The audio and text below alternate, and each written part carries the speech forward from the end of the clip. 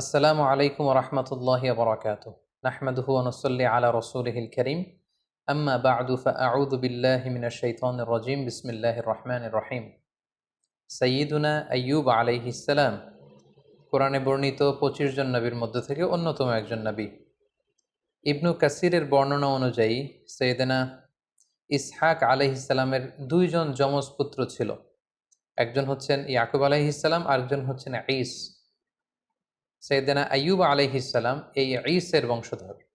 তিনি ছিলেন ইসহাক আলাইহিস সালামের ছেলে, ঈসের নাতির ছেলে বা প্রপৌত্র। ফিলিস্তিনের দক্ষিণ সীমান্তের হুরান এলাকায় সৈয়দনা আইয়ুব আলাইহিস সালামের জন্ম। সৈয়দনা আইয়ুব আলাইহিস সালামের দাওয়াতি অভিযাত্রা বা উনি কোন উম্মতের কাছে প্রেরিত হয়েছেন তাদের বর্ণনা, তারা কি অ্যাকসেপ্ট করেছিল নাকি বিরোধিতা করেছিল, বা তাদের উপর কোনো শাস্তি এসেছিল কিনা, কোনো মুআজিজা, এর কোনো কিছুই কোরআনে কিন্তু বর্ণিত হয়নি। কোরআনে যে বর্ণনাটি এসেছে কেবলমাত্র ২টি সূরায় সাইয়েদনা আইয়ুব আলাইহিস সালামের ব্যাপারে আমরা জানতে পারি, যেখানে আল্লাহ তাআলা বলেছেন যে আইয়ুব আলাইহিস সালামকে আল্লাহ তাআলা কঠিন পরীক্ষায় ফেলেছিলেন। সিভিয়ার স্কিন ডিজিজ হয়েছিল ওনার, এমন এক ধরনের চর্মরোগ হয়েছিল বা দেহে এমন ধরনের পচনশীল একটা রোগ হয়েছিল, দেহে পচন ধরে গিয়েছিল। ফলে ওনার আশেপাশের লোকজন ওনাকে ছেড়ে অনেক দূরে চলে গিয়েছিল। উনি স্বাস্থ্যগতভাবে অনেক বেশি কষ্ট পেয়েছিলেন এই অসুস্থতায়, এই রোগে। কেউ কেউ এটাকে কুষ্ঠরোগ বলেছেন, কেউ এটাকে চর্মরোগ বলেছেন। এটা দিয়ে আল্লাহ তাআলা সাইয়েদনা আইয়ুব আলাইহিস সালামকে দীর্ঘদিন তিনি পরীক্ষা নিয়েছিলেন। পাশাপাশি ওনার অনেক সম্পদ ছিল, এই সম্পদগুলো ধ্বংস হয়ে গিয়েছিল। ওনার ছেলেমেয়েরা ইন্তেকাল করেছিল। এরকম একটি ভয়ঙ্করতম পরীক্ষার মধ্য দিয়ে তিনি জীবন কাটিয়েছেন এবং ধৈর্যের পরাকাষ্ঠা দেখিয়ে আল্লাহ তাআলার কাছে সম্মানিত হয়েছিলেন। তিনি এতটাই ধৈর্যের উৎকৃষ্ট নমুনা স্থাপন করতে পেরেছিলেন যে আল্লাহ তাআলা ওনাকে সবের বলে আখ্যা দিয়েছেন, অর্থাৎ ধৈর্যশীল এবং নে'মাল আবদ বা অতি উত্তম বান্দা, সুন্দর বান্দা বলে সূরা সদে আল্লাহ তাআলা উল্লেখ করেছিলেন। আমরা যদি সরাসরি কালামুল্লাহ মাজিদের দিকে তাকাই তাহলে দেখব যে সূরাতুল আম্বিয়া এবং সূরাতুস সদ, এই ২টি আয়াতে আল্লাহ তাআলা আইয়ুব আলাইহিস সালামের ব্যাপারে আলোচনা করেছেন। সূরাতুল আম্বিয়াতে আল্লাহ তাআলা বলছেন, ওয়া আইয়ুবা ইয নাদা রাব্বাহু আন্নী মাসসানিয়াদ দুররু ওয়া আনতা আরহামুর রাহিমিন। অর্থাৎ হে নবী, স্মরণ করুন আমার প্রিয় বান্দা আইয়ুব আলাইহিস সালামের কথা, যখন তিনি তার রবকে ডেকেছিলেন, মানে আল্লাহ তাআলাকে ডেকে আইয়ুব আলাইহিস সালাম বলেছিলেন যে আন্নী মাসসানিয়াদ দুররু, হে আল্লাহ, আমাকে রোগ পেয়ে বসেছে, কষ্ট পেয়ে বসেছে, আমি রোগাক্রান্ত, আমি জরাগ্রস্ত, আমি রোগাগ্রস্ত। ওয়া আনতা আরহামুর রাহিমিন, আল্লাহ আপনি তো মেহেরবান, আপনি তো দয়াময়, আপনি সব দয়াময়ের চাইতে বড় দয়াময়। দেখেন, এত দীর্ঘদিন আইয়ুব আলাইহিস সালাম প্রায় ১৩ বছর এই সিভিয়ার স্কিন ডিজিজ বা চর্মরোগে আক্রান্ত হয়েও তিনি আল্লাহকে বলেন যে আল্লাহ আপনি আমাকে রোগ নিরাময় করে দেন, আপনি আমাকে শিফা দেন, আপনি আমাকে সুস্থ করে দেন। এটা বলেননি, এটা ওনার একটা অ্যাটিচিউড। আমরা যদি রোগাক্রান্ত হই, শিফা চাওয়া, সুস্থ হওয়ার জন্য দোয়া করা, এটা জায়েজ আছে। শুধু জায়েজই নয়, এটি সুন্নাহ। রাসূল সাল্লাল্লাহু আলাইহি ওয়াসাল্লাম নিজেও শিফার জন্য দোয়া করতেন। কিন্তু সাইয়্যিদুনা আইয়ুব আলাইহিস সালাম এক্ষেত্রে ব্যতিক্রম। তিনি আল্লাহ তাআলার কাছে দোয়া করেন যে আল্লাহ আমাকে সুস্থ করে দেন। তিনি কি বলেছেন? তিনি বলেছেন আন্নী মাসসানিয়াদ দুর, হে আল্লাহ আমার কষ্ট হচ্ছে। আল্লাহ আমাকে রোগ পেয়ে বসেছে, আমি রোগাক্রান্ত, আর আপনি তো মেহেরবান। এতটুকু বলেছেন। কারণ ওনার অ্যাটিটিউডটা হচ্ছে এরকম, রোগ দিয়েছেন আল্লাহ, আমি যে কষ্ট পাচ্ছি এটাও দেখছেন আল্লাহ। সো আল্লাহ যদি রোগ দিয়ে খুশি, আমি রোগ পেয়ে খুশি। তাই এই রোগ আমার থেকে উঠিয়ে নেন, এটা আমি বলতে পারবো না। আমাকে শিফা দেন, এই রোগ আমার থেকে দূর করেন, আমি এটা বলতে চাই না। আমার কি অবস্থা, আমার কতটুকু কষ্ট যন্ত্রণা আল্লাহ তাআলা দেখছেন। তাই তিনি বলেছিলেন, হে আল্লাহ, আমাকে রোগ পেয়ে বসেছে, আমি রোগাক্রান্ত আল্লাহ, আর আপনি তো মেহেরবান। আমি রোগী আর আপনি তো দয়াময়।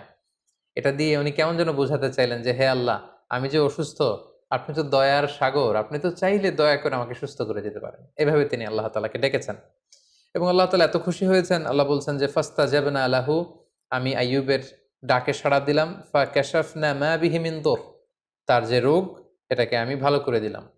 কোন রোগে আক্রান্ত হয়েছিলেন এ ব্যাপারে সুস্পষ্ট কিছু জানা যায় না, যদিও অনেক মুফাসসিরিন ইকরাম অনেক ধরনের মন্তব্য করেছেন। আল্লাহ তাআলা বললেন ওয়া আতাইনাহু আহলাহু, আমি তার সন্তানদেরকে ফিরিয়ে দিলাম, ওয়া মিসলাহুম মাআহুম, এবং অনুরূপ আরো দান করলাম। মুফাসসিরিন ইকরাম বলেছেন যে আইয়ুব আলাইহিস সালামের ৭ সন্তান ছিল, মোট ১৪ জন সন্তান ছিল, ৭ জন ছেলে, ৭ জন মেয়ে। ছাদের নিচে চাপা পড়ে ৭ ছেলে ৭ মেয়ে সবাই ইন্তেকাল করেছে। আল্লাহ তাআলা তাদেরকে আবার পুনরায় জীবিত করলেন।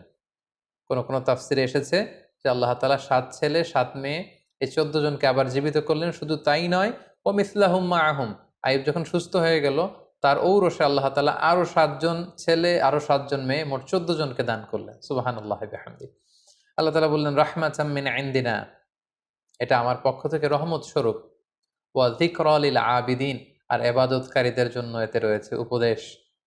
যারা আল্লাহ তাআলার ইবাদতে মগ্ন থাকে, আইয়ুবের মতো এরকম ইবাদতকারী হতে চায়, তাদের জন্য এই ঘটনার মধ্যে উপদেশ রয়েছে। সূরা সদের দিকে যদি আমরা তাকাই তাহলে দেখব যে কিভাবে আল্লাহ তাআলা এই ১৩টি বছর রোগাক্রান্ত থাকার পরে আইয়ুবকে তিনি সুস্থ করলেন। আল্লাহ তাআলা ইরশাদ করছেন, উরকুদ বিরিজলিকা হাযা মুগতাসালুম বারিদুন ওয়া শারাব, অর্থাৎ হে আইয়ুব, আইয়ুব আলাইহিস সালাম যখন বললেন যে আল্লাহ আমার কষ্ট হচ্ছে, আপনি তো মেহেরবান, আল্লাহ তাআলা তখন আইয়ুব আলাইহিস সালামকে বললেন যে উরকুদ বিরিজলিক, অর্থাৎ হে আইয়ুব তুমি তোমার পা দিয়ে জমিনে আঘাত করো, হাযা মুগতাসালুন বারিদ, সাথে সাথে এখান থেকে ঠান্ডা এক ধরনের ঝর্ণার পানি নিঃসরিত হবে, ওয়া শারাব, এবং এখান থেকে খাওয়ার পানি নিঃসরিত হবে। আল্লাহু আকবার। ১৩ বছর পর আল্লাহ প্রত্যাদেশ করলেন পা দিয়ে আঘাত করো, তিনি পা দিয়ে আঘাত করলেন, সাথে সাথে এখানে ঠান্ডা পানি মজুদ হয়ে গেল। এই ঠান্ডা পানি দিয়ে আইয়ুব আলাইহিস সালাম গোসল করলেন। গোসল করার সাথে সাথে আল্লাহ তাআলার মেহেরবানিতে তার দেহের সব চর্মরোগ, কুষ্ঠরোগ, ক্ষতিকারক সবকিছু দেহ থেকে ঝরে পড়ে তিনি সতেজ সবল, আগের মতো সেরকম এনথিউজিয়াস্টিক, ওনার স্ট্যামিনা, এনার্জি, শক্তি সব তিনি ফিরে পেলেন। এবং আল্লাহ তাআলা বললেন ওয়া শারাব, এবং এখান থেকে খাও। তিনি এই ঠান্ডা পানি যখন পান করলেন তিনি আগের মতো সতেজ সবল তিনি হয়ে গেলেন। আল্লাহ তাআলা বললেন ওয়া ওয়াহাবনা লাহু আহলাহু ওয়া মিসলাহুম মাআহুম, আমি তার সন্তানদেরকে ফিরিয়ে দিলাম এবং অনুরূপ সন্তান আমি আবার তাকে দান করলাম। যেটা আমরা একটু আগে উল্লেখ করেছি যে অনেক মুফাসসিরিন ইকরাম বলেছেন ৭ ছেলে ৭ মেয়ে ছিল, ওনার ব্যবসা প্রতিষ্ঠান ধ্বংস হয়ে গিয়েছে, ঘরের ছাদের নিচে চাপা পড়ে ৭ ছেলে ৭ মেয়ে ইন্তেকাল করেছে, আল্লাহ তাআলা তাদেরকে আবার জীবিত করে দিলেন এবং পরবর্তীতে আরো ৭ ৭ ১৪ জন সন্তান তাদেরকে ফিরিয়ে দিলেন। আবার নতুন করে আরো ৭ জন ছেলে, আরো ৭ জন মেয়ে, আরো ১৪ জন সন্তান সন্ততি আল্লাহ তাআলা আইয়ুব আলাইহিস সালামের ঔরসে দান করলেন। আল্লাহ তাআলা বললেন রাহমাতাম মিন ইনদিনা, আমার পক্ষ থেকে রহমত স্বরূপ আমি এটা দিয়েছি, ওয়া যিকরা লিউলিল আলবাব, এবং যারা জ্ঞানী তাদের জন্য আমি এখানে উপদেশ রেখে দিয়েছি। এবং এই আয়াতের সর্বশেষে তিনি উল্লেখ করলেন ইন্না ওয়াজদানাহু সাবিরান, আমি আমার আইয়ুবকে ধৈর্যশীল পেয়েছি। সুবহানাল্লাহ। আল্লাহ তাআলার পক্ষ থেকে এরকম একটি সার্টিফাই করা, এরকম উপাধি দেয়া যে আমি আমার আইয়ুবকে সবের পেয়েছি, ধৈর্যশীল বান্দা পেয়েছি। ইন্নাহু নি'মাল আবদু ইন্নাহু আওয়াব, নিশ্চয় সে উত্তম বান্দা, সে আমার অত্যন্ত ভালো একজন বান্দা, উত্তম বান্দা, সুন্দর বান্দা। ইন্নাহু আওয়াব, সে সবসময় আমার দিকে ফিরে আসে, সে রব অভিমুখী, সে আল্লাহ অভিমুখী। সুবহানাল্লাহ বিহামদিহি। তাহলে এই আয়াত থেকে তিনি ১৩ বছর অসুস্থ থাকার পরে কোন প্রক্রিয়ায় সুস্থ হলেন সেটা জানলাম। পায়ের আঘাতে আল্লাহ তাআলা ঝর্ণার ব্যবস্থা করলেন বা কুয়ার ব্যবস্থা করলেন, সেই পানি দিয়ে গোসল করলেন, তিনি পান করলেন, আল্লাহ তাআলা তাকে সুস্থ করে দিলেন, ওনার সম্পদ ফিরিয়ে দিলেন, সন্তান ফিরিয়ে দিলেন, এবং তাকে আল্লাহ তাআলা ধৈর্যশীল এবং উত্তম বান্দা বলে ঘোষণা করলেন। এবং অনেক মুফাসসিরিন ইকরাম উল্লেখ করেছেন যে উনি যখন অসুস্থ ছিলেন, চর্মরোগে আক্রান্ত, ওনার আত্মীয় স্বজন প্রতিবেশী সবাই ওনার থেকে মুখ ফিরিয়ে দূরে চলে গিয়েছে, কেবল ওনার স্ত্রী ওনাকে ছেড়ে দূরে কোথাও যায়নি। ওনার স্ত্রী অন্য জায়গায়, মানুষের বাড়িতে বাড়িতে বিভিন্ন জায়গায় তিনি কাজ করতেন, কাজের বিনিময়ে যে অর্থ পেতেন এটা দিয়ে তিনি স্বামীর জন্য খাবার কিনে আনতেন, স্বামীর সেবা শুশ্রূষা করতেন। এই ১৩টি বছর তিনি তার অসুস্থ স্বামী আইয়ুব আলাইহিস সালামকে আগলে রেখেছিলেন, স্বামীকে ছেড়ে তিনি কোথাও চলে যাননি। সম্মানিত সুধী, এ পর্যায়ে আমরা আইয়ুব আলাইহিস সালামের জীবনী থেকে কিছু লাইফ লেসন আপনাদের সাথে শেয়ার করব। প্রথম যে লেসনটি আমরা পাই সেটা হচ্ছে sickness could be a test. আমরা প্রায় অসুস্থ হয়ে পড়ি, আমাদেরকে মনে রাখতে হবে এই অসুস্থতা কিন্তু আল্লাহ তাআলার পক্ষ থেকে একটি পরীক্ষা। আমরা কখনো সুস্থ থাকি, কখনো অসুস্থ থাকি। আল্লাহ তাআলা আমাদেরকে কাউকে সুস্থ রেখে পরীক্ষা করেন, তিনি দেখেন যে সুস্থ থেকে আমরা আল্লাহ তাআলার শুকরগুজার হই কিনা।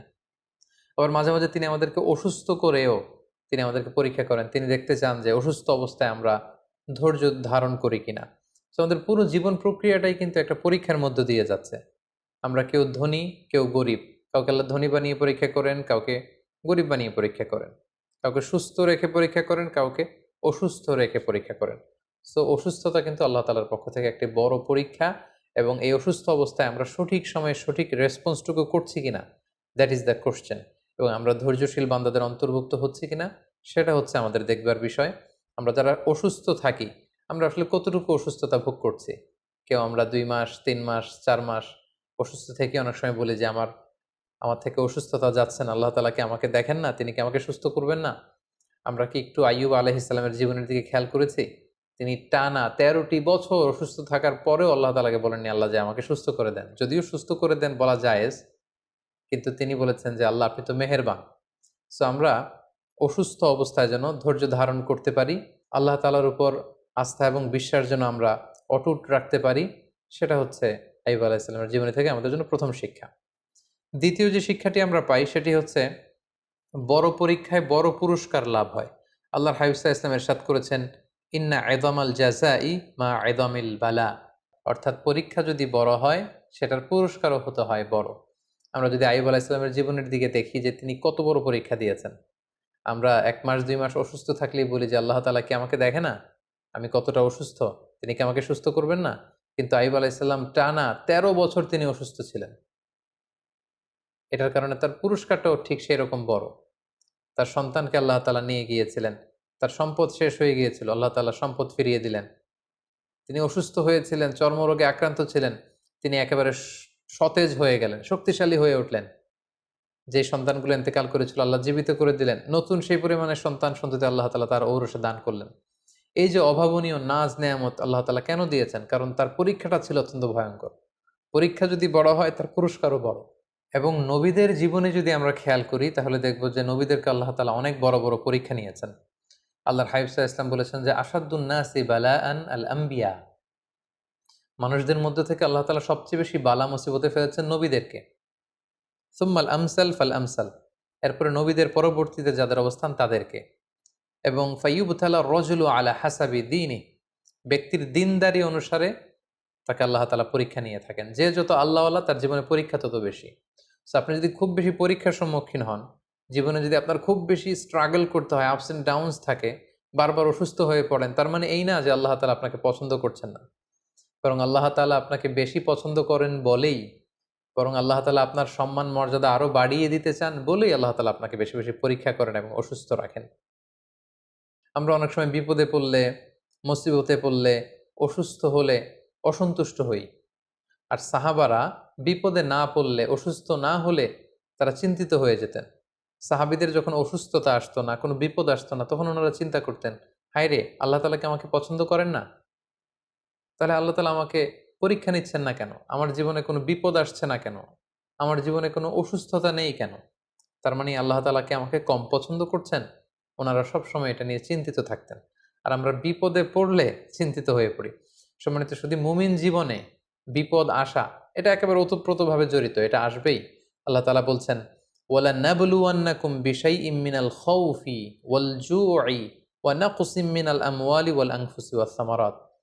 আমি আল্লাহ তাআলা অবশ্যই অবশ্যই তোমাদেরকে পরীক্ষা করব। কি দিয়ে পরীক্ষা করব? মিনাল খাউফ, ভীতিকর পরিস্থিতির মধ্য দিয়ে তোমাদেরকে যেতে হবে। ওয়াল জু', খাদ্য ঘাটতি ঘটবে, ক্ষুধার জ্বালায় কষ্ট পেতে হবে তোমাদেরকে। ওয়া নাকসিম মিনাল আমওয়াল, সম্পদের ঘাটতি হবে। ওয়াল আনফুস, তোমাদের প্রিয়জনদেরকে কখনো কখনো হারানো লাগতে পারে। ওয়াস সামারাত, তোমাদের সম্পদ নষ্ট হবে, ফল ফসল নষ্ট হবে। দুর্যোগ আসবে, প্রাকৃতিক দুর্যোগ। এই নানা ধরনের ঝঞ্ঝা বিক্ষুব্ধ পরিস্থিতির মধ্য দিয়ে তোমাকে যেতে হবে, আর আমি তোমাদেরকে পরীক্ষা করবই করব। সো বিশ্বাসীদের জীবনে পরীক্ষা আসা, পরীক্ষা থাকা, ইটস এ মাস্ট। এটা থাকবে। আর পরীক্ষার মধ্য দিয়ে আল্লাহ তাআলা বান্দার সম্মান এবং মর্যাদাকে বাড়ান। আর মনে রাখতে হবে, পরীক্ষা যত বড়, উত্তীর্ণ হতে পারলে এটার পুরস্কারও অনেক বড়। সাইয়েদনা আইয়ুব আলাইহিস সালামের এই জীবনীতে আমরা এটা দেখতে পেয়েছি। সবশেষে যে শিক্ষাটি আমরা পাই সেটি হচ্ছে একটি শান্তিপূর্ণ জীবনের জন্য, একটি প্রশান্ত লাইফের জন্য একজন নেককার স্ত্রী, লাইফমেট বা সোলমেট খুবই জরুরি। যে যিনি সবসময় স্বামীকে সাপোর্ট করবেন, স্বামীর সেবা সহযোগিতায় নিজেকে বিলিয়ে দেবেন, এরকম একজন নেককার স্ত্রী থাকাটা জীবনে সফল হওয়ার ক্ষেত্রে অনেক বড় ভূমিকা রাখে। যেটা আমরা আইয়ুব আলাইহিস জীবনীতে কিন্তু দেখেছি যে ওনার আত্মীয় স্বজন পাড়া প্রতিবেশী সবাই যখন ওনাকে ছেড়ে চলে গিয়েছে, ওনার স্ত্রী কিন্তু ওনাকে ছেড়ে যায়নি। ওনার স্ত্রী ওনাকে আগলে রেখেছে, ওনাকে সাপোর্ট করেছে, ওনাকে শেল্টার দিয়েছে, ওনাকে মানসিকভাবে সহায়তা করেছে।